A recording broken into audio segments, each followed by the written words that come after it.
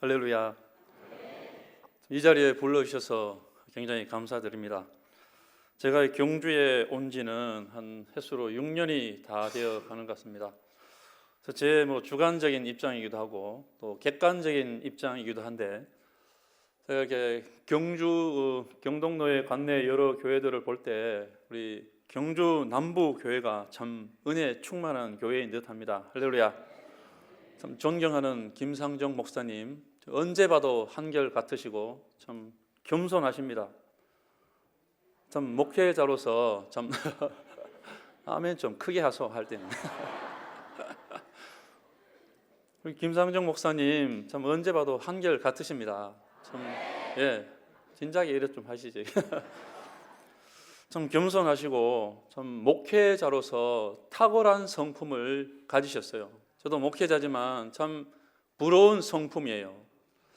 근데 집에 가니까 사모님이 조금 더 훌륭하시고요. 그리고 또 우리 남부교회 당회는 참 우리 경동노회에서 최고의 동력과 협력을 하는 당회죠. 좀 제3자의 입장이고 객관적인 입장에서 그렇다는 이야기입니다. 그래서 경동노회 안에서 또 우리 남부교회는 또 목회 리더십이 굉장히 안정되어 있습니다. 참 교회로서는 굉장히 중요한 자산이죠. 김만조 목사님 틀을 잘 닦으시고 김상정 목사님 오셔서 목회를 잘 하고 계시는데, 목회 리더십이 자연스럽게 잘 이양되었고요. 우리가 한국 교회를 이야기하면 조용기 목사님, 김사만 목사님 이야기를 하지만 어딜 가도 이건 검증되는 것이지만 잘 되는 교회는 목회 리더십을 존중할 줄 압니다. 할렐루야. 그리고 또 여기 모든 성도들이 앉아 계시지만 다른 교회보다 특별한 열심이 있고 참 마음이 옥토와 같은 성도님들이 계시다, 저는 그렇게 들었습니다. 어쨌든 참 남부교회는 참 좋은 교회입니다. 참 전후좌우로 한번 인사합시다. 우리 교회 참 좋은 교회입니다. 이게 입으로 시인하고 고백하면 역사가 있고 능력이 있습니다. 제가 3자의 입장에서 그렇습니다. 경주에 시끄러운 교회도 많지만 참 하나님의 은혜로 이렇게 잔잔하게 부흥하는 교회, 소리 없이 강한 교회. 어쨌든 하나님께서 경주 남부교회를 통해서 이루고자 하시는 일, 그런 주신 사명을 잘 감당해 나가시기를 주의 이름으로 축복합니다. 중학교 한자 시험에 이런 문제가 나왔습니다. 밤중에 술을 마시고 큰 소리로 노래 부르는 것을 무엇이라고 하느냐? 여기에 대한 아이들의 대답은 가지각각입니다. 미친 건가? 이럴 수가. 또 요즘 오디션을 본 아이들은 고음 불가? 그런데 한 아이의 대답은 너무 정직했습니다. 아빠인가? 참 아이들 앞에서 함부로 행동 못합니다. 그렇지만 선생님이 의도한 대답은 고성방가였죠. 그래서 시험을 볼 때도 우리 출제자의 의도를 정확하게 잘 파악해야 합니다. 출제자의 의도대로 답을 써야 점수를 잘 맞을 수 있습니다. 특별히 우리 찬양하는 사람들 그렇습니다. 우리를 불러주신 분의 의도대로 찬양을 해야 합니다. 여기는 어긋남이 없어야 합니다. 우리 공대 출신은 아니지만 이 찬양을 할 때는 하나님의 목적대로, 부르신 분의 의도대로 아주 정교하게 찬양을 해야 될 필요가 있어요. 그래서 제가 오늘 급하게 와서 이렇게 앉아서 찬양하는 모습을 보니까 너무 밝고 좋아요. 그래서 리더분이 손을 들고 찬양을 하자는데 그 뜻이 뭘까요? 내가 감동이 와서 손을 들고 합니까? 손 들고 찬양하는 이유는 항복한다는 뜻이에요. 항복. 그래서 손이 조금 낮은 분은 덜 항복한다는 뜻인지 제가 헷갈릴 정도로 손들었. 완전히 하나님께 항복한다는 뜻이죠. 찬양을 함에도 이런 깊은 뜻이 있습니다. 우리 하나님을 찬양하는 일은 창조의 목적과도 연결이 되어 있습니다. 이사야 43장 21절 다 외우시죠? 이 백성은 내가 나를 위하여 지었나니 나의 찬송을 부르게 하려 합니다. 창조의 목적이에요. 부르신 분의 의도, 목적을 따라서 우리가 정확하게 찬양을 해야 될 줄 압니다. 이 찬양은 굉장히 감정적이에요. 그래서 이게 여기서는 열심히 감동을 받고 찬양하지만 생활하기에는 또 딴판인 그런 경우도 있어요. 그래서 찬양이 굉장히 감정적이라서 이 마음 중심을 하나님께로 곧바로 유지하는 게 중요합니다. 성경에 기록된 찬양대에 관한 기록을 몇 가지 제가 정리해 봤습니다. 첫 번째는 찬양대의 기원입니다. 이 예배의 음악을 언제부터 사용했느냐, 중요한 일이죠. 여기 보니까 음악을 회중들의 모임에서 처음 사용한 것은 모세 시대, 그러니까 출애굽부터 사용했다는 기록이 남아 있어요. 민수기 10장. 월사계는 번제물, 화목제물을 위해 나팔을 불라. 이 나팔을 분다는 게 회중의 그 예배에서 음악을 처음 사용한 기록입니다. 민수기 10장 8절, 이 나팔은 아론의 자손인 제사장이 불지니라. 이는 너희의 영원한 율례니라. 이 명령에 따라서 모세는 나팔 담당 제사장들을 따로 세워서 번제 때, 예배 드릴 때 나팔을 불게 했어요. 그리고 후대로 내려오면 다윗의 장막 찬양대는 30대 이상 된 레위인들을 288명, 이거는 이제 성경에 적혀져 있기 때문에 그래요. 30세 이상 288명 레위인을 세워서 세 그룹으로 나누어서 제사 때마다 찬양을 부르게 했습니다. 여기 보면 아삽은 찬양대 대장, 헤만은 관악대장, 그리고 여두두는 현악대장으로 삼았습니다. 역대상 25장에 있습니다. 게다가 이들은 성전에서 세우신 대로 찬양 활동을 하면서 전문적인 음악 연주자들을 양성하는 역할도 그들이 맡았습니다. 그리고 솔로몬 성전의 찬양대를 보면 굉장히 그 규모가 늘어나는데요. 그 제사장으로 구별된 120명의 관현악단이 따로 있었어요. 시내 큰 교회에는 소규모의 그 관현악단이 있는데 솔로몬 성전에는 120명의 굉장히 큰 규모의 관현악단이 있었다는 거예요. 역대상 5장. 그래서 찬양대원은 레위인 4,000명을 선발해서 조를 편성해서 부르게 했어요. 아마도 로테이션이 돌아가면 400명, 500명이 그 제사 때, 예배 때 찬양을 불렀을 것으로 우리가 추정을 하고 있어요. 역대상 15장의 기록인데, 결국 이게 무슨 얘기냐 하면 찬양대원은 예배를 위해서 따로 구별된 레위인이다. 여기에서 우리가 찬양하고 음악적으로 봉사하는 일들을 시작한다는 거예요. 구별된 레위인이다. 보통 일이 아닙니다. 찬양대의 목적과 역할입니다. 오늘 음악부 헌신 예배인데 특별히 찬양대는 회중을 대표해서 여기서 뽑아가지고 이 자리에 앉아 있는 거잖아요. 그래서 찬양대 대원은 예배를 위해서 이미 레위인으로 구별되었다 그랬는데 이 음악적인 지식과 연주 능력을 발전시키기 위해서 연습도 많이 해야 되고 개인적으로 훈련도 굉장히 많이 해야 합니다. 또한 우리 찬양대는 교회의 얼굴이죠. 우리 성도님들이나 새가족들이 예배당에 들어오면 먼저 보이는 게 성가대입니다. 찬양대 얼굴을 봅니다. 그런데 찬양을 하고 고개를 숙고 존다거나 스마트폰을 감상한다거나 이거 전혀 도움이 되지 않습니다. 막중한 레위인으로 구별되어서 이 자리에 앉아 있는 것 자체가 엄청나게 감사한 일이죠. 어떻게 보면 저도 참 찬양을 좋아하고 즐겨 부르고 있지만 찬양을 한다는 것 자체가 감지덕지한 일 아니에요. 도저히 부를 수 없는 사람을 불러가지고 은혜를 주시고 직분을 주셨는데 우리 귀한 직분을 우리가 잘 알아야 되겠습니다. 그래서 특별히 이 사명의식, 책임감이 철저해야 되겠죠. 우리 찬양대는 예배 때 찬양 순서 하나만 하는 게 아니잖아요. 예? 담임 목사님, 장로님들과 함께 예배 전체를 진행하는 레위인으로 구별되었다. 막중한 사명입니다. 그래서 이 찬양 사역을 통해서 우리 담임 목사님의 목회를 적극적으로 협력하고 도와야 합니다. 찬양대는 취미로 음악을 하는 부서가 아닙니다. 막중한 사명감을 가지고 또 책임감을 가지고 여기 앉아있는 회중을 대표해서 하나님께 찬양을 올려드리는 거룩한 직분입니다. 실제로 우리 한국 교회에서 성가대 대원들, 주일학교 교사들 부흥에 막중한 역할을 해왔습니다. 굉장히 중요한 일들을 많이 해왔습니다. 저도 음대 시절부터 신학대학원을 졸업하고 전임 전사 시절까지 사실 7년 정도 우리 예배 성가대를 지휘를 했었어요. 찬양하는 게 저는 얼마나 감사한지 몰라요. 대학 다닐 때도 선교 합창단에서 했고요. 신학대학원 다닐 때도 중창팀에서 했고, 지금도 우리 경동로에 목사님들이 모여가지고 목사 찬양단에서 찬양을 하고 있어요. 얼마나 감사한 일인지 몰라요. 참 날마다 찬양을 부르면 참 은혜가 있고 기도 문이 열리는 같은 그런 믿음 생활에 도움이 되는 그런 역사도 있습니다.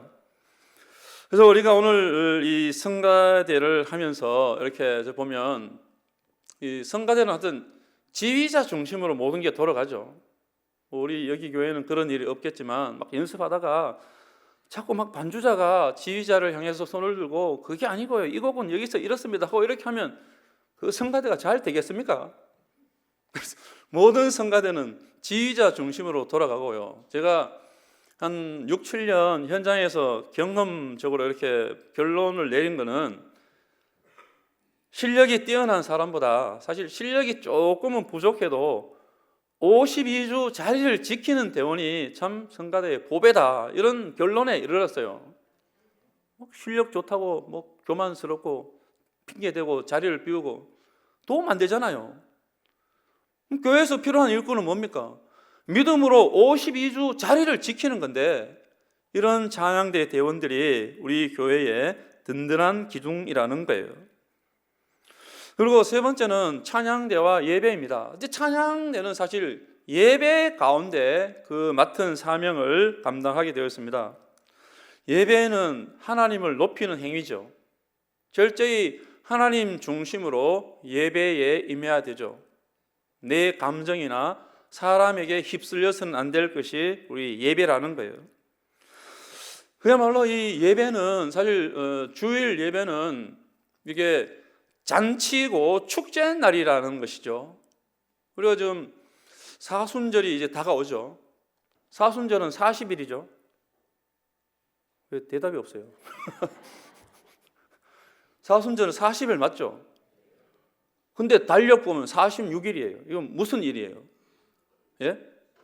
그죠? 주일 6일은 제외예요. 사순절 40일 중에서 주일 6일은 제외. 주일은 잔칫날이고 축제일이니까 사순절에도 예외로 두는 거예요. 그래서 우리 주일에 예배를 드리러 와가지고 배나라 감나라 주보에 오타났니 회의를 하면서 의장 주방에서 또 음식 남은 거 서로 가져가려고 싸우고, 이거 잔칫날 재 뿌리는 것도 아니고 뭡니까 도대체? 주일은 잔칫날이고 축제일이에요, 축제. 예? 잔칫날에 재 뿌리는 사람들 우리 남부교회는 없겠죠. 저 옆에 교회는 몇 분이 있다고 그래요.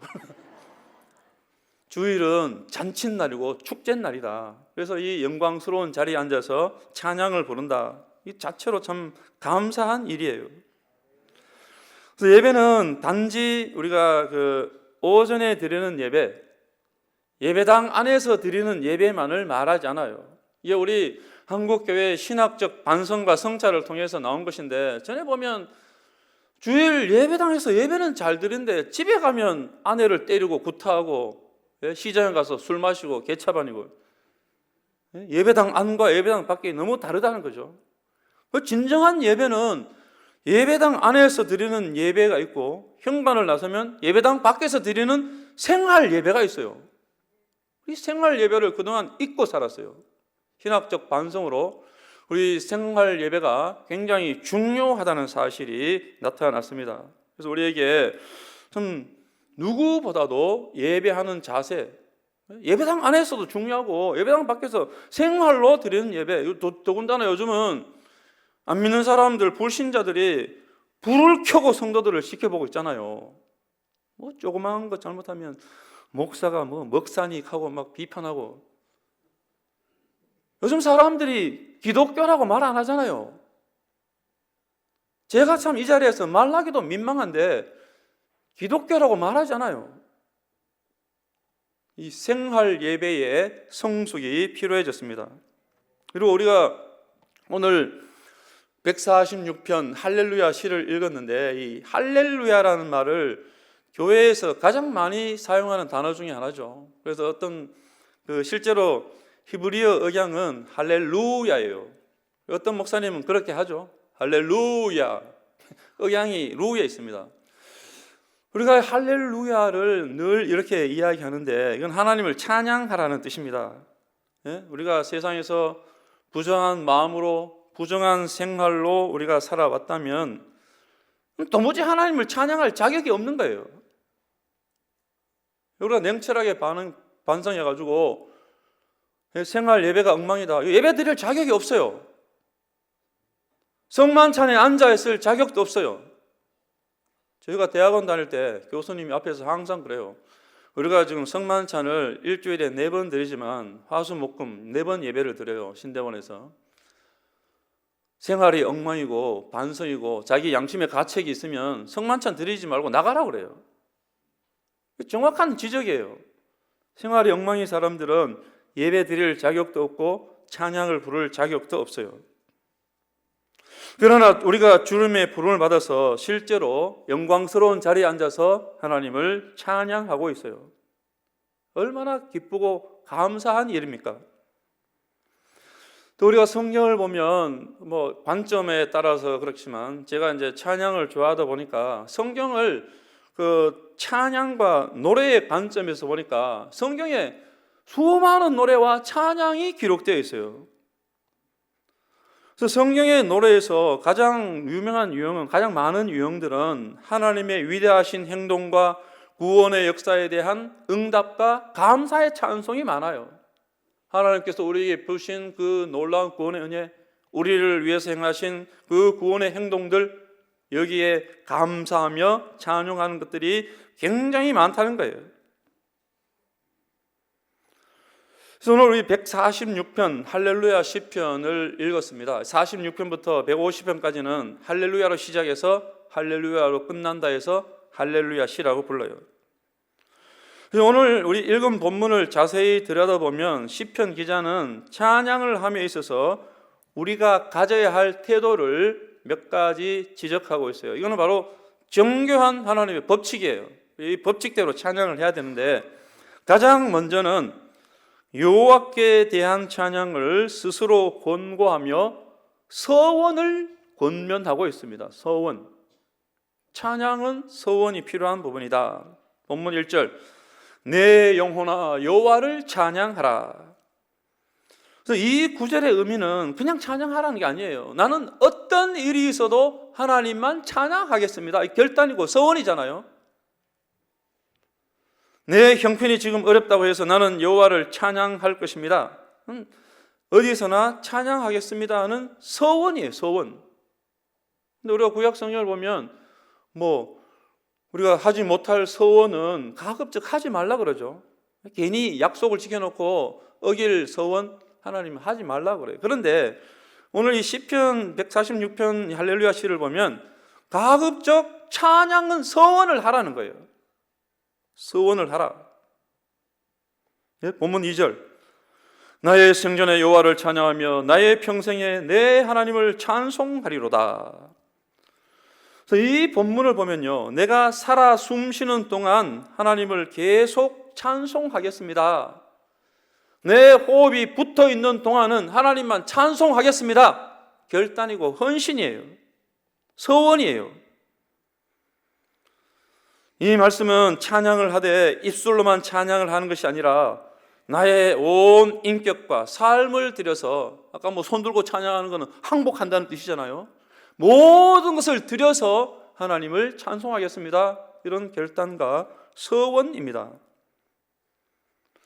적어도 우리가 찬양대원으로 하나님 앞에서 음악으로 악기로 연주하는 사명자로 부름을 받았다면 이런 각오와 결단은 반드시 필요합니다. 우리 취미생활이 아니에요. 이 소중한 자리에 앉아서 언제 어디에 있든지 나는 하나님을 찬양하겠습니다. 이 결단과 소원은 굉장히 중요한 부분들이에요. 우리 교인들에게.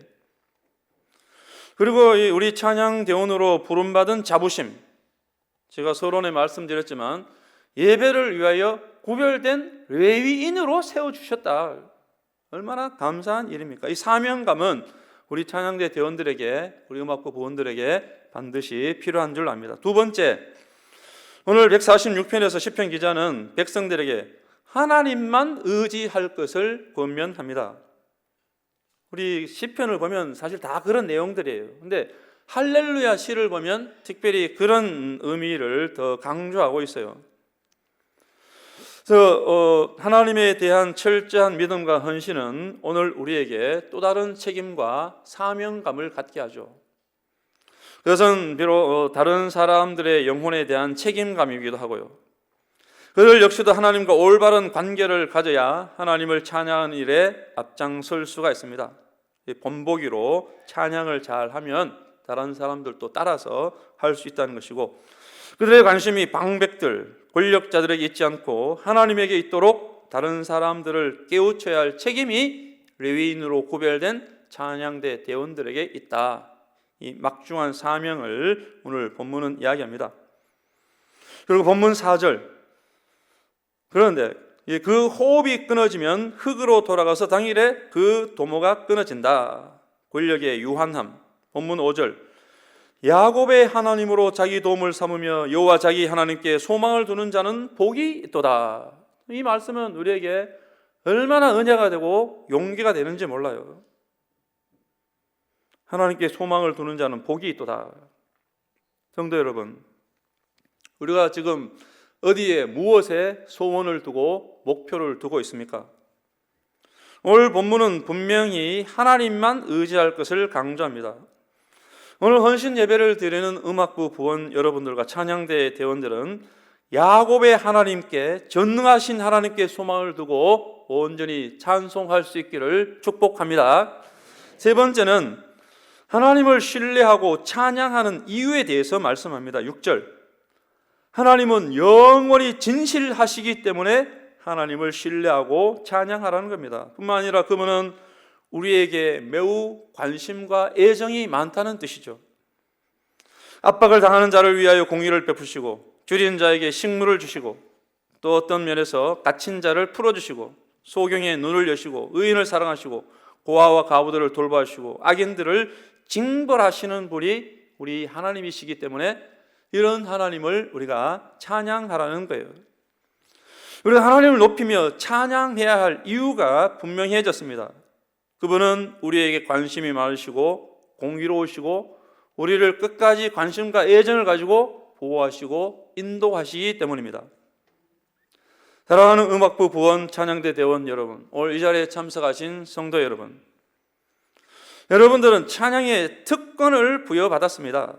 비단 찬양대로 구별된 분들뿐만 아니라 사실 예수 믿고 구원받으면 누구나 다 찬양을 해야 하는 것 아니겠습니까? 그래서 우리 찬양대 대원은 레위인으로 구별되었고, 회중 앞에서는 찬양을 통해서 예배를 돕는 조력자로 부름을 받았습니다. 그리고 하나님 앞에서는 스스로 은혜를 받은 예배자로서 하나님의 영광을 찬양하고 선포하는 직분을 맡았기에 여러분들은 놀라운 특권을 가졌다고 말씀드릴 수 있습니다.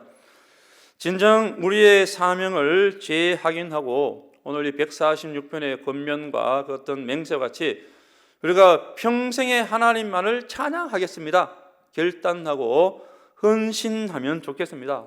더 나아가서 서원하면 더 좋겠죠. 찬양하는 그 맹세는 언제도 좋습니다. 평생에 찬송하겠습니다. 언제 어디에 있든지 찬송하겠습니다. 그런 찬송의 결단들이 우리에게 필요합니다. 그래서 제가 이제 노회훈련원에서 음악을 전공했다고 그래서 예배와 교회 음악에 대해서 강의를 계속 지금 해오고 있는데, 제가 그 노회훈련원 강의를 하면서 찬송가를 좀 자세히 이렇게 살펴볼 기회가 있었어요. 그러니까 그때 받은 은혜를 오늘 한번 나누고자 하는데, 우리 방송실에 그 첫 번째 그 사진 한번 올려주시겠어요? 페니 제인 크로스비 사진을 띄워주시고. 그래서 우리가 매일 부르고 있는 이 찬송시의 작시자의 삶을 보면 그들의 삶이 참 고난과 역경 가운데서 믿음으로 이기고 승화시킨 분들이 많다는 것을 우리가 알 수 있어요. 그 사진에 나오시는 분이 바로 우리가 찬송에 열심히 많이 부르는 그 작시자인데요, 페니 제인 크로스비. 그 선글라스는 멋으로 낀 게 아니고 그 누님은 맹인이라서 저렇게 선글라스를 끼고 있었고, 이분은 태어난 지 6개월 만에 눈이 이상해가지고 병원에 갔는데 의사의 오진 또 약물을 잘못 써가지고 돌이 되기 전에 시력을 완전히 잃어버렸다 그래요. 그래서 95세 평생 눈을 맹인으로 앞을 보지 못한 채 살았고, 또 겨우 그 맹인으로 이렇게 살면서 그 청년으로 장성해서 결혼을 했는데 아들이 6살 되어서 뭐 사고로 사망하는 그런 슬픔도 이렇게 겪었어요. 근데 보통 사람들이 보면 이 페니 제인 크로스비 여사는 참 불행한 여인이죠. 뭐 좌절하고 포기하고 낙심할 수 있는데, 근데 이런 분들이 그런 어려운 가운데서 시를 쓰어서 찬송을 불렀다는 거예요. 놀라운 일 아닙니까? 그리고 당대의 그 유명한 그 부흥사 무디 목사님의 부흥회의 그 간증자로 이렇게 동참하게 됐는데 굉장히 참 놀라운 일이에요. 그래서 크로스비 여사가 쓴 찬송시가 우리 찬송가에 한 24곡 정도 들어있다 그러는데, 근데 희한해 보면 저나 우리 성도들이 애창하는 곡들이 참 많아요. 그 중에 뭐 384장을 보면 나의 갈 길 다가도록 예수 인도하시니 내 주 안에 있는 긍휼 어찌 의심하리요. 믿음으로 사는 자는 하늘 위로 받겠네. 무슨 일을 만나든지 만사 형통하리라. 무슨 일을 만나든지 만사 형통하리라. 할렐루야. 참 고난당하고 좌절과 역경 가운데 앞을 보지 못하는 맹인의 시라고는 도저히 믿기지 않을 정도로 굉장히 낙관적이고 미래에 대해서 긍정적이에요. 앞을 보지는 못했지만 영안이 열려서 그 하늘의 천상 보좌를 바라보면서 이런 찬송시를 지어 부른 거죠. 또 보면 380장 보면 나의 생명 되신 주님 앞에 나아갑니다. 주의 흘린 보혈로 정케하사 받아주소서. 날마다 주를 찬송하겠네. 주의 사랑 줄로서 나를 굳게 잡아 매소서. 영원히 하나님과 함께 하고자 하는 그 믿음, 주님 나의 평생에 동행해 주십시오. 날마다 나와 함께 해 주십시오. 그런 간절함이 있습니다. 우리가 이렇게 볼 때 어려움과 좌절 가운데서 믿음으로 고난과 역경을 딛고 찬송하신 분이 참 많다는 거죠. 또 288절 보면 이게 뭐 후렴인데요. 이것이 나의 간증이요 이것이 나의 찬송일세. 나 사는 동안 끊임없이 구주를 찬송하리로다. 구주를 찬송하리로다.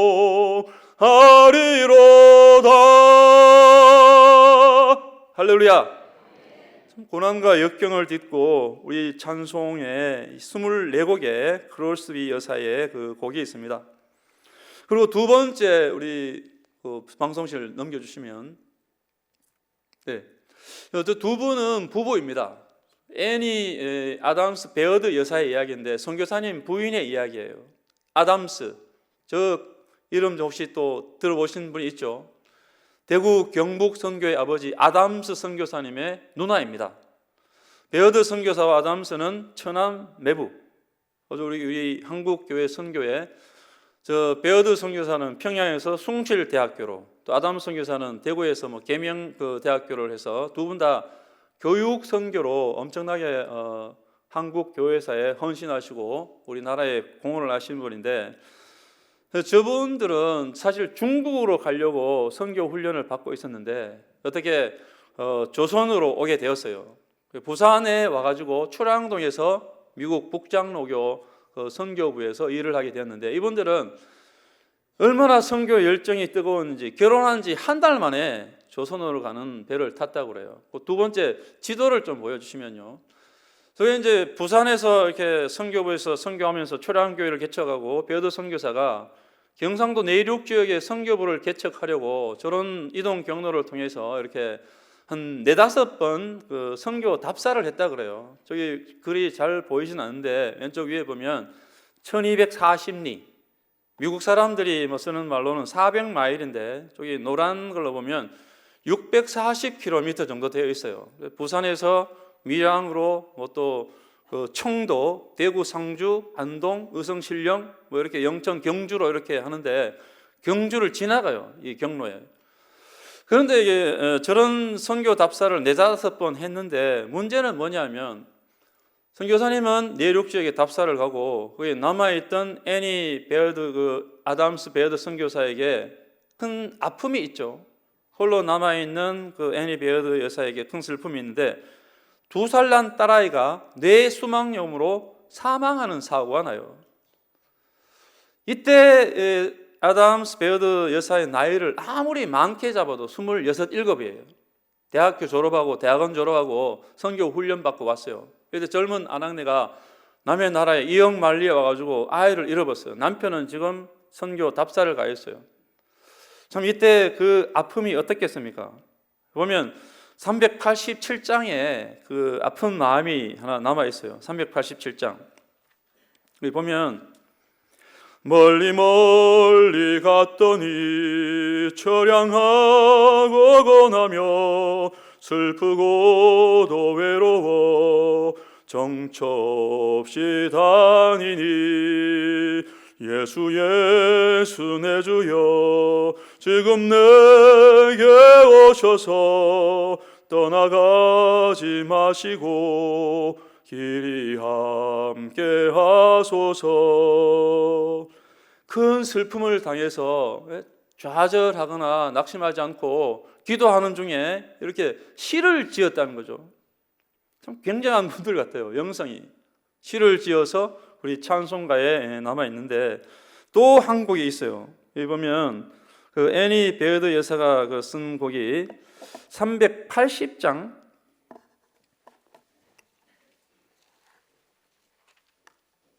375장. 나는 갈 길 모르니 주여 인도하소서. 어디 가야 좋을지 나를 인도하소서. 어디 가야 좋을지 나를 인도하소서. 복음의 열정을 품고 조선이라는 암흑의 땅에 왔는데 그 아이를 잃는 큰 슬픔, 2살 난 딸아이를 잃고 이런 찬송시를 지어서 우리 찬송가에 이런 곡들이 남아있다는 거예요. 그래서 이분들은 거기서 낙심하지 않고 대구 선교부를 개척하고 나중에 서울, 대구로 가가지고 그 숭실대를 설립해서 교육선교에 헌신하고, 아담스 베어드 여사는 우리 한국 찬송가를 처음에 만들 때 엄청나게 공헌을 했습니다. 이렇게 고난과 역경을 딛고 찬송을 부른 분들이 많다. 정도 우리가 알듯이 참 상황이 좋다고 모든 게 잘 되는 건 아니잖아요. 그렇다고 상황이 나쁘다고 일이 안 되는 건 아니잖아요. 우리 성경이나 믿음의 선조들을 보면 상황이 좋지 않은 그 절망적인 상황을 딛고 하나님 앞에 기도하고 찬송을 부르고 있다. 여기에 우리에게 은혜가 있고 큰 도전이 됩니다. 오늘 말씀의 결론을 짓습니다. 우리가 하나님께 신령한 찬송을 올려드리면 다음과 같은 복을 받습니다. 먼저는 하나님의 임재를 경험할 수 있습니다. 두 번째는 마음의 평안입니다. 마음의 평안. 예수 믿는 사람들은 365일 얼굴에 웃음, 평안이 가득해야 될 줄 압니다. 세 번째는 기적을 경험하고 악한 영을 물리칩니다. 이게 바로 다윗의 찬양 아닙니까? 다윗이 찬양할 때 사울에게 임한 악신이 물러갔다. 네 번째, 찬양하는 사람들은 원수들에게 수치를 당하지 않는다. 이게 시편의 기록들입니다. 다섯 번째는 찬양을 하는 사람들은 여호와를 더욱 의지하게 된다. 여섯 번째, 온갖 두려움이 와도 담대하게 된다. 오늘 바로 그 페니 제인 크로스비 여사나 아담스 베어드 여사, 온갖 두려움과 절망과 좌절 가운데서도 하나님만 의지하잖아요. 낙심하거나 포기하지 않아요. 근심 우환이 있다고 교회를 떠나가진 않아요. 어려운 가운데서 더욱 하나님만 붙잡았어요. 찬양할 수 있는 조건은 단 한 가지, 호흡이 있는 자마다 여호와를 찬양할지니라. 제가 서론에서 말씀드렸지만 이사야 43장 21절, 이 백성은 내가 나를 위하여 지었나니 나의 찬송을 부르게 하려 함이니라.